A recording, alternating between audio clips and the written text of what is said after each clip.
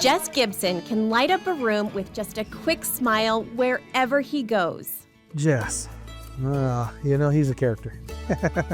One of a kind, as they say. He doesn't miss a beat. He gets the jokes. He's got a lot of humor, dry humor, which is so much fun out of nowhere. He is a very upbeat personality. Even before he was born, he brought a spark. When I was pregnant with Jess, it was a very big surprise. We had a lot of infertility issues. When it happened, we were just like, holy cow. 11 weeks into it, we found out we were pregnant with twins. We were super stoked. But at 19 weeks into Shannon's pregnancy, things took a turn for the worse. My water broke. I was told to expect the worst, that the boys would not survive, and to start planning some funerals. So we did lose Jordan, his twin brother, and they said within 9 days I would go into labor and have Jess. Shannon was placed on bed rest for 76 days. They gave him a 3% chance of survival. So my thoughts are, if you are told that you have a 3% chance of rain, you're not grabbing an umbrella. Jess arrived at just 29 weeks. Due to his premature birth, he was diagnosed with cerebral palsy. The doctors literally told us that he'd be a vegetable, so our expectations were quite low at the time. But the Gibsons quickly knew differently. And I came in to see him. He was in intensive care, and he had all these little devices, little things, wires hooked up to him, and he had these little handcuffs kind of like on him. And I said, why is he all tied up? She says, you have a fighter there. So the first time I just knew that he was going to be a fighter and he was going to be a ball of fire. And now, 25 years later, Jess brings the fire. He puts on this amazing fireworks show. He sells pumpkins in the fall to raise money so he can show off his pyrotechnic skills in the summer. He really loves fireworks. He just fell in love with it. But life for the Gibsons isn't always bright lights and flashy shows.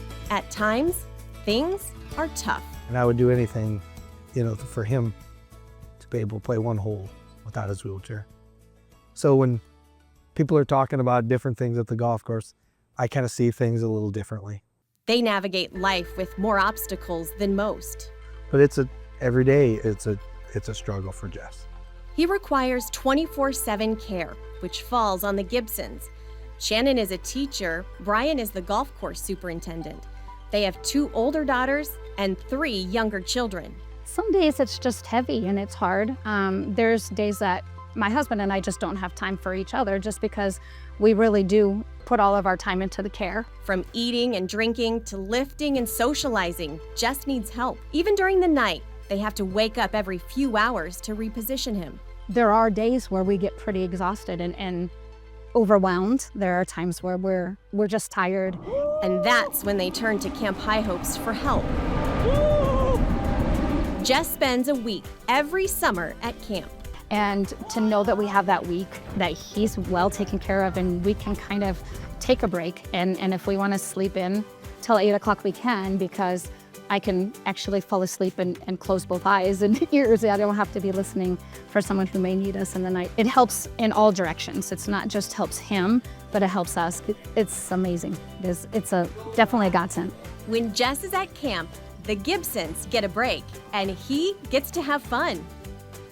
It's a lot of fun, and you have lots of other stuff to do, like archery, swimming. He loves floating on the water, singing karaoke, dancing, shooting archery, and flying through the air on the giant swing. It's just joy. I mean, I wouldn't think that he would do the things that he does all week. And he must feel comfortable here enough with the staff and with you and everyone that's here to do those things. So yeah, it's pretty amazing. But his favorite part about camp? The counselors. They are just all my friends. They are just all my friends. They are kind of my brother and sister and stuff. And it was a lot of fun. So I just want to keep coming here. It's lots of fun. He talks about everything, and most of the time he refers to them as my bros and I, and he'll just talk about, we talked and we sang. He loves to sing, and karaoke is one of his deals, man. The first time the Gibsons picked up Jess from camp, they knew it was a special place. He was having so much fun. He didn't even care that we walked into the door.